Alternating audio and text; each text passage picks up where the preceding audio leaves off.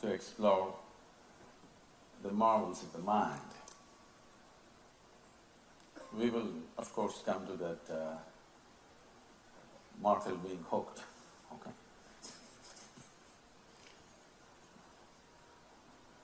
No, did I get it? The hook shot.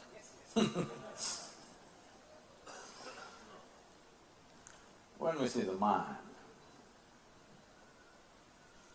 we need to understand this in the evolutionary process of life, the way it's happened. You know, Charles Darwin went about explaining that what was a goat became a giraffe and took so many million years. What was a pig turned into an elephant and it took so many more million years. But what was a monkey became a human being rather quickly.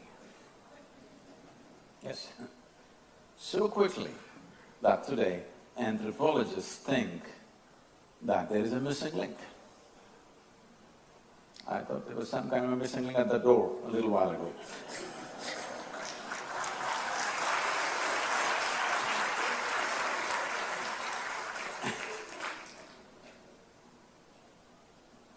Because physiologically, the difference between a chimpanzee and you, in terms of DNA difference, is only 1.23%. 1.23% is not a big difference, isn't it? Not a big percentage by any standards. But physiologically, though, the distinction between what is you and what is a chimpanzee is very small, in terms of intelligence and awareness and our ability to be conscious is tremendously different, worlds apart. So this is…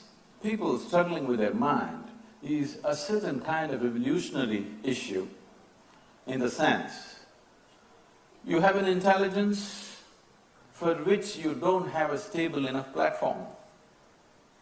Unless you strive to create a very stable platform, your intelligence will work against you. What I mean by saying your intelligence works against you is, in a day, in a 24-hour span, in these many years of living, how many of you can say, you pass 24 hours many times absolutely blissfully? Not a moment of anxiety, not a moment of agitation, not a moment of anger, not a moment of anything, just blissfully. How many of you? Believe me, there are just very few people like that on the planet. So if you are not able to keep yourself in a pleasant state, that means your intelligence is working against you. You may give it all kinds of names, you may call it stress, you may call it anxiety, you may call it fear, you may call it whatever, especially in your industry, everybody claims that they have a right to be stressful. It's a human right. If any unpleasantness is being caused to you, not from outside, but by yourself, this means your intelligence is working against you. Now, once you're on self-help to torture yourself, of course, you will do well. People are doing great today. This should have been an individual experience, but this is becoming the experience of a whole generation, which is a serious concern. So in this condition, exploring marvels of the mind, people know the miseries of the mind, because all the human misery, where is the manufacturing unit? Kochi? In your mind, isn't it? This miraculous mind, the greatest gadget on the planet, do you agree with me?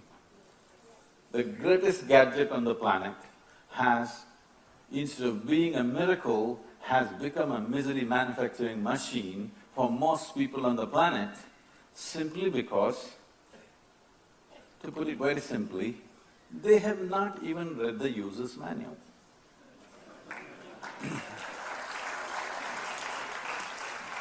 A highly sophisticated computer Even your supercomputers are just a drop out of this.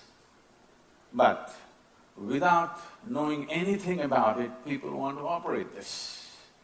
And most of the time, it's a mess. I'm getting very serious. Can I tell you a joke?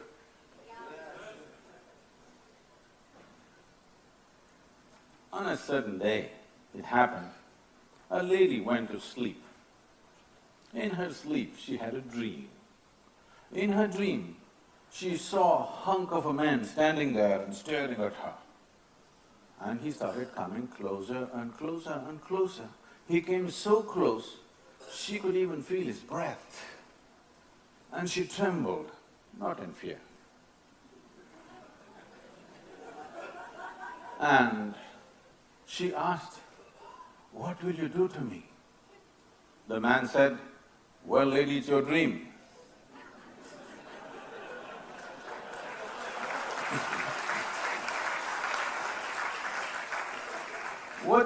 What's happening in your mind is your dream. The problem with most people right now is, it is not about whether life is happening the way they want it or not. Even their dream is not happening the way they want. If their dream was happening the way they want, they could sit here blissfully, isn't it? Maybe you're not getting to do things that you want to do in the world, but you can sit here joyfully if your dream is happening the way you want it. What is it that human beings are suffering? Two most fantastic faculties that only human beings have, that's what they're suffering. That's why I said it's an evolutionary problem. What happened 10 years ago, people are capable of suffering even now, yes? Yes or no? Because there is a huge capacity to remember. They're suffering their memory. What may happen day after tomorrow, they already suffer. That means they're suffering their imagination. This ability to remember and ability to project a picture into the future, these are fantastic qualities of human mind. An earthworm cannot do it, that's why it's peaceful. Now, people wanting to become like earthworms so that there is no tension, there are many ways to handle it. You can overeat, you can get drunk, you can have a lobotomy, you can have part of the brain removed, you can do whatever you want. Now when I say brain removed, you need not necessarily go to a surgeon, you're doing it in so many ways, we could explore this. In so many ways, you're damaging the very structure of your brain simply because of the way you think, the way you live, the way you eat, the way you sit right now. The way you're sitting right now, many of you are damaging your brain. But it might have worked because most of you can be super successful in your life using a minuscule part of your brain, because it's such a phenomenal machine. It is such a phenomena, by using 2% or 10% of your brain, you could be super successful. Everybody thinks you're a superhuman being, but actually you're a cripple. Because what this is capable of, the immensity of being human, has not been explored because the fundamental faculties of being human are being suffered by most human beings, like memory and imagination. You can't the moment you start suffering something which does not exist, would you qualify for insanity? I'm asking you. If you're suffering something which does not exist, would you consider that insanity? Please, I want you to diagnose yourself, because this is happening widespread and people think it's normal. It's not normal. Normal is when you were a child, you're bubbling with joy. That's normal. Being pleasant is normal. Being healthy is normal. Being joyful is normal. Being miserable, depressed, sick is not normal. The moment you make it normal, you will make the entire world sick. And it's happening in big time. Because there are businesses built around this abnormality. Now, what is this mind? What can we do with it? Let's, in a brief way, too little time, but in a brief way, let's try to understand the structure of the mind. In English language, if you say mind, it's supposed to cover everything, but we have, in the yogic terminology, we have more specific terms. In yoga, mind is looked at as 16 parts. But here, because I have 40 minutes, we'll make it into 4 parts. The 4 parts are called buddhi, ahankara, manas and chitta. Buddhi is your intellect, the logical dimension of your mind. Unfortunately, our education systems today are using only this one aspect of our intelligence. All the other aspects, which are profoundly more significant, there is no room to use those dimensions of intelligence in the system of education that we are following right now, purely intellectual. Everything is logical. This is one reason why human beings are suffering the way they're suffering, because out of 4 wheels in their car, they're using only 1 wheel to drive. Obviously, they will wear out and suffer. If they had used all the 4, the car would go smooth. Driving on 1 wheel is dangerous, and if you drive on… even if you're very good at it, if you drive on 1 wheel on the streets, nobody else will want to drive with you. That's what is happening. Nobody can get along with anybody anymore as it goes by. When we said a family, there used to be 120, 200 people, but it became impossible to live with all those people. We made it into 8, our parents and us and children, but now parents are impossible, we've got rid of them, it's becoming difficult. You will see in the Western countries, children are impossible. By the time they're 14, you want them out, because it's impossible to live with your children. And there are couples living in neighboring houses. You won't believe this. There are couples who have rented neighboring houses. Both of them live in separate houses and they meet. Because same house, impossible. This is a consequence of just being logical and not employing other dimensions of intelligence. So buddhi is intellect, it's discriminatory in nature. The nature of the intellect is such, it's like a scalpel, it has to be sharp, otherwise it doesn't work. If you give something to your intellect, it wants to dissect and see.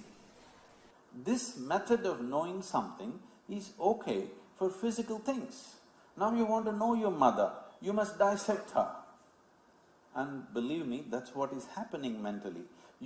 Somebody gets close to you, you dissect them and see, suddenly all kinds of problems. If you simply embrace them, they would be beautiful people. But if you dissect them, everybody has some problem. So intellect is always in a process of dissection and it needs to be sharp, that's how it works. But right now, this sharp intellect is what is hurting people. This happened to me last year. We were trekking in the Himalayas and in Nepal, and we were camping. I was in a tent working on something. Someone else is cutting an apple, and there's another person, and she says to him, "It's a very sharp knife, be careful." It irritates me. Such an obvious damn thing, a knife is supposed to be sharp. If it's not sharp, why will I call it a knife? And he's a grown-up man, he's not a child. I ignore and continue to work. Another 2 minutes, she says, "It's a very sharp knife, be careful." I said, "Come on, leave him alone, he's a grown man. He knows how to handle a knife." He said, "No, Sadhguru, it's a very sharp knife." I said, "Okay, damn it, it's sharp. That's why we call it a knife." And I continue my work. In another 2 minutes, she whispers, "It's a very sharp knife, be careful." 2 minutes later, he cuts his hand. I said, "Okay, this is like the hook shot." Already seen that this man is going to cut his hand. Anyway. So all that's happening is just this. See, why is it that we don't give a sharp knife to a child's hand? Not because knife is dangerous, because there is no steady hand to hold the knife.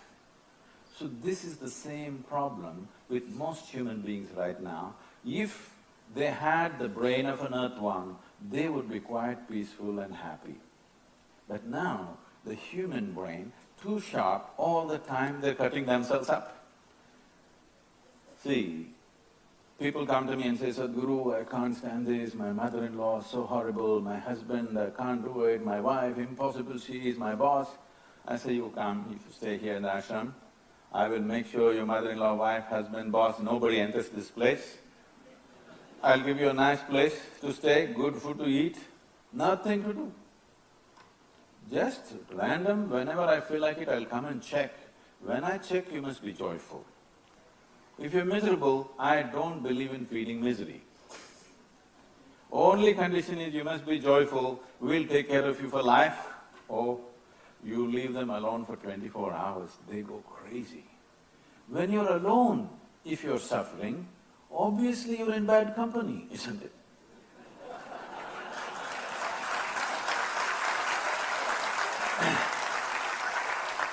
If you're with somebody, this guy, he's not okay, he's making me whatever. Alone and suffering means what? You are in bad company, needs fixing, isn't it? So intellect, unfortunately, has gotten too much attention, other dimensions of intelligence ignored. The next aspect of our mind is referred to as ahankara. If you say ahankara in today's world, in English people translate it as ego. It's not ego, it's identity. Without an identity, your intellect will not know how to discriminate. Its basic ability to discriminate will be lost if you have no identity. So, instantly, as you're born, when you start looking around in the world, you start taking identity. Various kinds of identities. Let's say being here in the country, I mean in India, not God's country, okay. We're identified as Indians. Suddenly everything India looks great. Across the border, doesn't seem nice. I was in conversation with one of the film stars and Sachin was still in play at that time. And he said, Sadhguru, tell me, Sadhguru, how can our Indian cricket team beat Pakistan? I said, Indian cricket team should not try to beat Pakistan, they have to just learn to hit the ball. Why do you want to beat Pakistan? You just have to hit the ball. If you want to beat Pakistan, obviously, you'll hit in the wrong place and it won't work. So this is the entire thing. The thing is the identity. The moment you're identified with something, your intellect naturally works around that. That is the nature of the intellect, that is the purpose of the intellect, to protect the identity, because identity is very important for your survival process.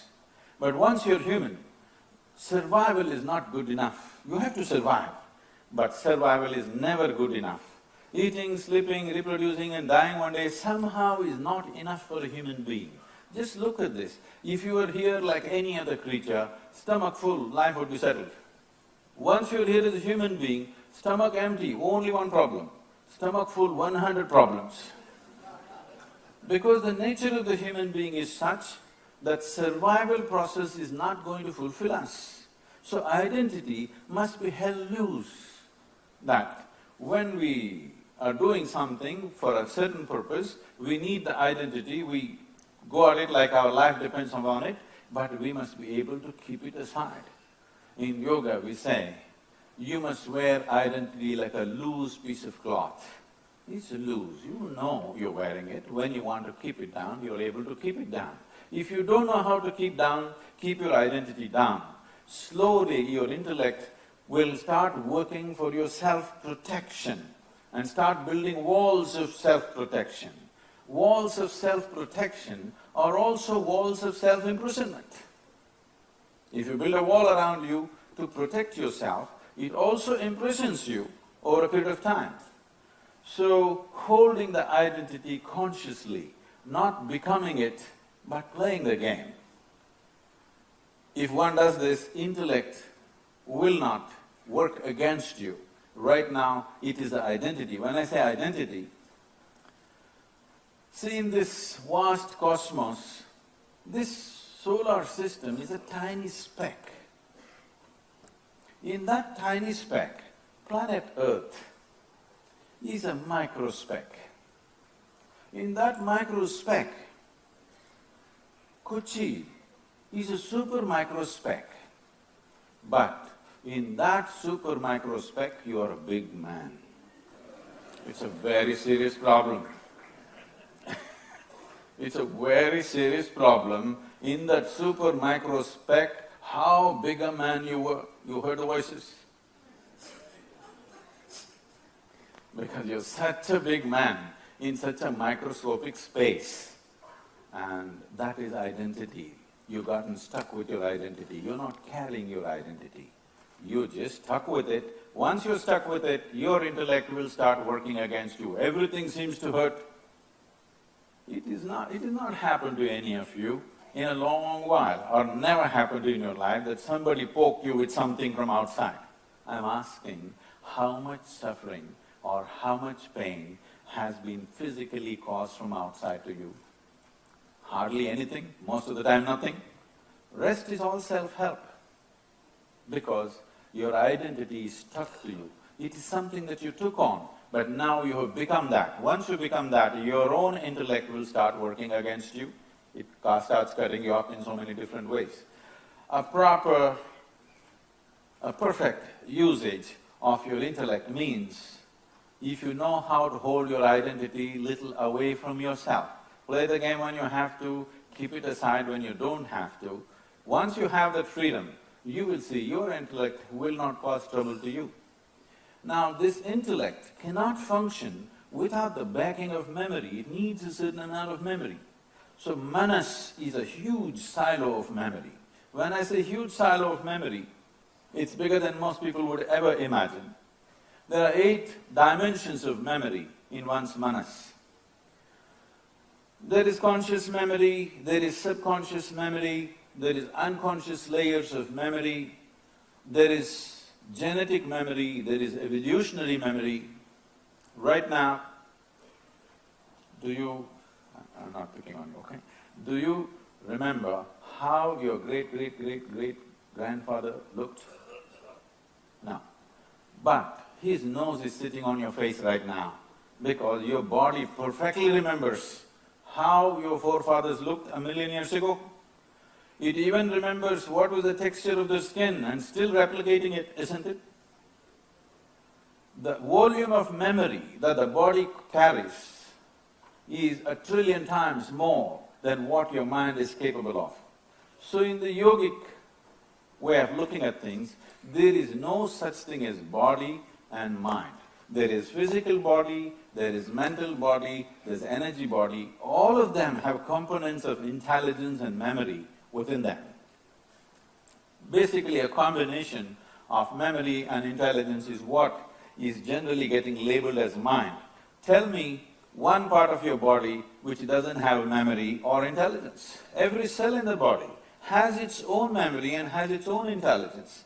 In terms of intelligence, what a single molecule of DNA is doing right now here, with all your brain you can't figure it. So much is happening, and it remembers so much that you can't believe how much it remembers. The entire process of evolution is there in this body. There is proof for this. For example, we were talking about Darwin. Darwin's theory of evolution is about 150 years old. Just 2 years ago, 2012, I think, was the 200th anniversary of his birth. When he was 52 years of age, when he propounded this. But nearly 15,000 years ago, Adiyogi spoke about this. He said, the life upon this planet happened in 9 different stages. The first form of life, you heard of the 9 avatars? Today is the birthday of one of the avatars, supposed to be. Yes. The 9 avatars are not about individual people. This is the development of life upon this planet. He said the first form was fish or Matsyavatara, the second form was a turtle, Kurmavatara, the third one he skips all the smaller life and comes to mammals. He says the first mammal was a wild boar, the next is half man, half animal, Narasimha, the next one is a dwarfed man, Vamana, next one is a full-grown man but a volatile man, Parashurama. This is the land of Parashurama, that's why you see some things happening. And the next one is Rama, a peaceful man, next one is Krishna, a loving man, next one is to be Buddha, meditative man, the next one who is coming is a mystical man. These are not individual people. These are different stages of development of life on the planet. It runs almost parallel to Darwin's theory of evolution, but this was said 15,000 years ago by Adiyogi. This is not by studying the Galapagos Islands, this is by looking inward, because the entire evolutionary memory is there in this body if you look at it closely enough. So the memory that Manas carries is tremendous. Not all of it is conscious, but all of it, every bit of it is in play all the time. It may not be coming to your intellect, but it is in play in so many ways. The way you sit, the way you stand, the way you breathe, the way you digest your food, all this is because of evolutionary memory. See, if you're a man, if you eat a banana, it becomes a man. If you're a woman, if you eat it, it becomes a woman. If a cow eats it, it becomes a cow. This is because of a certain type of memory that this body carries. Whatever you put into this becomes a masculine body. Whatever she puts into it, it becomes a feminine body. Whatever you put into a cow, it becomes a cow's body. It is only memory. You have a certain form, you have a certain existence, only because of the type of memory that you carry, and this is manas. This is not in any one place, it is right across the body. It is called manomaya kosha, a layer of mind running through the body. There are various ways to access these dimensions of memory, and not relevant right now because it will go away somewhere else. But the next dimension of our intelligence is the most significant and most untouched by most people. This is called as chitta. Chitta is that dimension of intelligence which is unsullied by memory. It's pure intelligence, no memory in this. So I want you to understand, what you consider as myself is a certain amount of memory, isn't it? Yes? If you take away your memory, you don't know who you are. So a certain amount of memory is what you consider as myself. But there is a dimension of intelligence in this being which has no memory. That means there is no such thing as my chitta and your chitta. There is a larger mind, a pure intelligence. If you touch it, there is no here and there is no time and space. Many human beings might have touched this accidentally here and there in their life because of a certain level of involvement or engagement or focus, but the important thing is to consciously access this dimension, because if you access the dimension of intelligence beyond the states of memory, then you are not subject to the loss of physical spaces, because all physicality happens because of memory. It's only because of a certain memory everything has taken a certain form and a certain shape and a certain physical existence. So once you touch a dimension of intelligence which is beyond memory, you are beyond physical form. If you are beyond physical form, time and space doesn't matter. In a sense, you are sitting here right now, if suppose you did not have a body, does it matter we sit here for 1 hour or 1 millennia, I'm asking?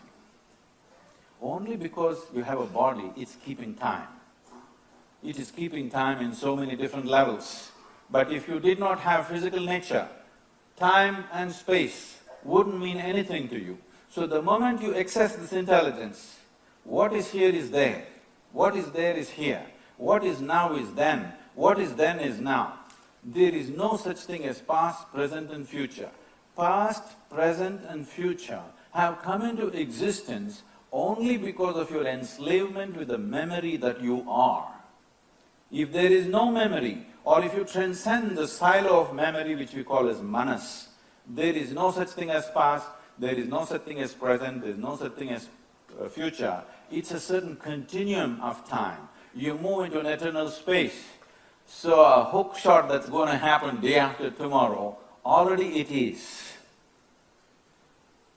This is wonderful that a game could make somebody touch their chitta for a moment, but I live my entire life like this. It takes a certain, knowing exactly what's going to happen tomorrow to still play the game today. It takes a certain thing. Otherwise you cannot access it. Most people, if they know their tomorrow, they will destroy their today. Yes? If they know their tomorrow, if anyway, suppose you know you're going to score a century, you won't go for practice? You won't play the game? You think it's going to just happen out of no balls? But to know what's going to be next moment and still to play this absolutely, with total involvement, unless you develop that in your life, that your involvement is not subjective to what's going to happen and what's not going to happen. Whatever you're doing, you're 100% involved. If you bring this one quality, the possibility of touching one's chitta or teaching you even methods to touch your chitta becomes a possibility. With most human beings, this is the only problem. They have already decided what is important, what is not important, what needs their attention, what does not need their attention. No. If you can do everything with the same… everything that you have, okay? Whether it's a simple thing or a big thing, it doesn't matter. If you know how to do everything with all you got, then we can teach you ways how to access chitta consciously, not once in a way, consciously every dimension of your life. And life becomes ease when you know what's happening. It's at a certain ease, everything you can do, but the moment you know what's happening, if you cannot give yourself totally, then life is gone today itself, before you die, you're dead.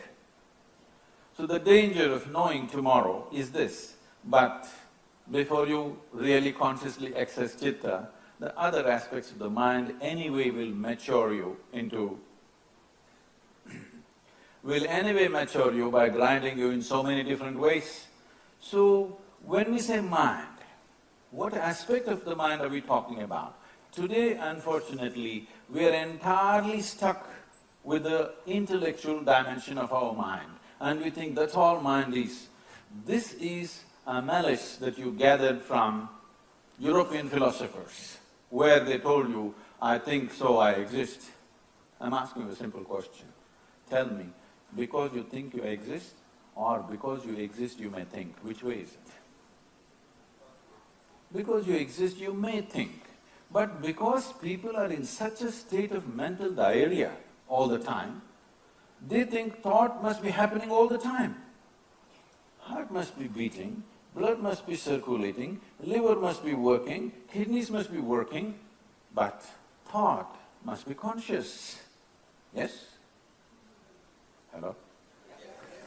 But most people are in such a state of mental diarrhea, they think thought also must be happening all the time. And now they think because they're thinking everything is happening, no. Thought must be a conscious process, but it's gotten into this mess and all the time they're… because it's happening unconsciously, they have to fight their own thought. It's unbelievable. Why should you fight your own thought? You cannot have it. If you don't like a thought, not have it. But they don't have that freedom, it's become so compulsive. It happened one day. A very modest man enrolled himself into a medical checkup in a very super swank hospital in Northern California. These hospitals are made more luxurious than 7-star hotels, and you can go through the medical test at your own pace, not at the doctor's pace, at your own pace. 5 days, 7 days medical checkup, going through the entire process very slowly at your own pace. So he enrolled himself and he was going through this process.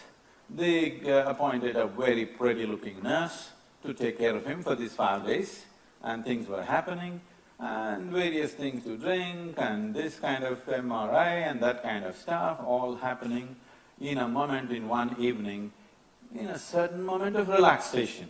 What should happen in the toilet happened on the bed. He was just wondering what to do with this mess on the bed.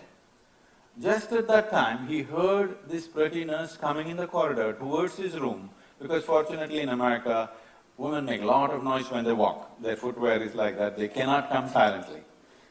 They come with talk, talk, talk. So he heard the talk, talk, talk, he didn't know what to do. if he doesn't want this young woman to come and see this mess. So he picked up the bed sheet and threw it out of the 5th floor window.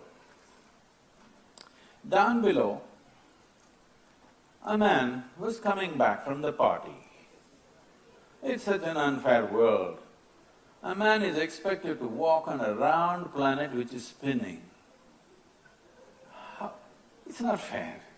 So he was walking sideways and slowly trying to get home, and this white sheet came and covered him. He screamed and went off like a windmill, fighting the sheet. It took over 2 minutes of screaming and yelling and fighting to get the sheet off. By then the security came rushing, hearing this commotion. They came and asked, "What happened?" He just looked down at the sheet and said, "It looks like I've beaten the shit out of a ghost."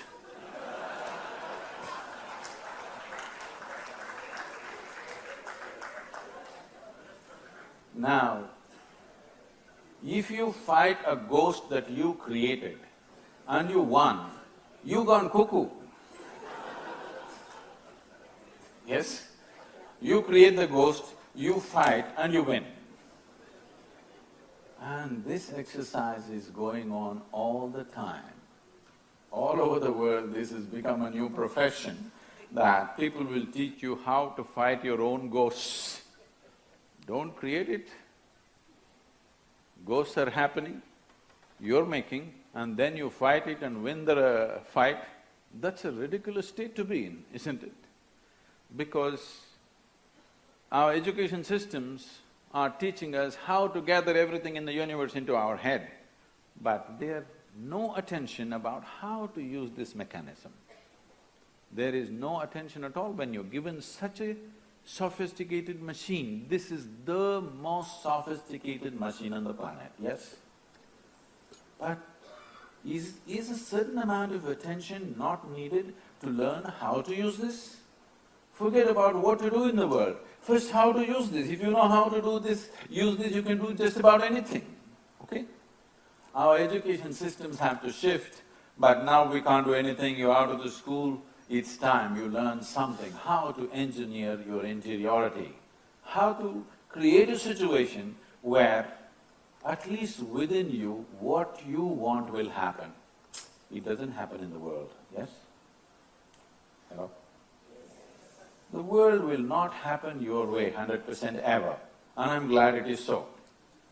Because if the world entirely happened your way, where do I go? Where does everybody else go? It's good, world doesn't happen your way. A little happens your way, a little happens my way, a little happens somebody else's way, it's okay. But within you, what you want must happen, isn't it? The world need not happen our way, but this person must happen your way. If this person doesn't happen your way, this is a lost case. But most of the people are busy trying to fix what's around them the way they want it all the time. But if you lived long enough, all of you, you should know this, even if you're just 2 people at home, still life doesn't happen just the way you want it, isn't it? 51% if it's happening your way, you have controlling stake. If you try 100%, nobody will be with you. Nobody will live with you if you want 100% of everything your way, isn't it? So, life around you should not happen 100% your way, you're not liking it. No, I want everything my way. If it happens your way 100%, that means everybody has left you, you're on a deserted island. Even there it won't happen your way, but you can imagine, there's nobody to disturb the imagination. If life is happening 100% your way, you are a bloody tyrant, isn't it? You're not a normal human being. Around you, things need not happen your way. Within you, it must happen your way, isn't it? But nothing has been done about this. If you see that your mind, your emotion, your body happens the way you want it, would you keep it healthy, joyful and blissful? Yes or no? Yes. So, if it is not happening that way, it means your mind is not taking instructions from you because you've not read the user's manual. It's time to pay attention. It's time to pay attention to this machine because whatever you wish to experience, you can only experience it through this. You don't have any other way. Yes or no? The only and only way you can experience anything, material, physical, spiritual, it doesn't matter what is your intention, whatever you wish to experience, you can only experience through this.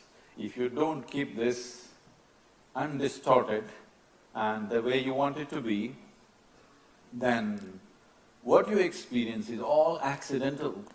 Your joy is accidental, your misery is accidental, your love is accidental, everything is accidental. When you live accidentally, being fearful, being anxious is normal. See, suppose you don't know how to drive a car. You just sat in it and touched this and that, suddenly it started moving. Anxiety or no? Car's moving, you must be happy, but you're anxious because you don't know how to handle it. You try to do this and the steering came off in your hands and the car started moving fast. Terror or no? But if you knew how to drive and the steering was properly connected, the faster it goes, the more joyful you become. Yes or no?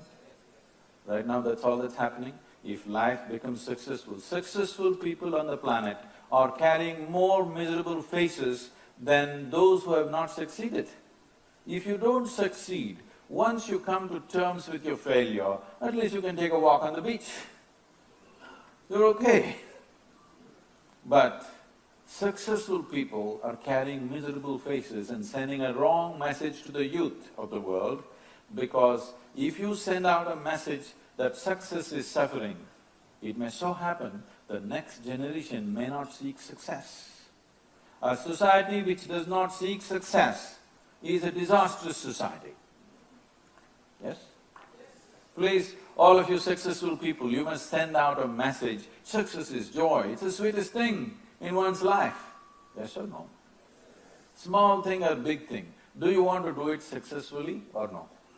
Because that is the sweetest thing, isn't it? So you must all send out a message. Success has brought joy to you. If you show a joyful face, the next generation will seek success. Otherwise, they will go and smoke pot on the street.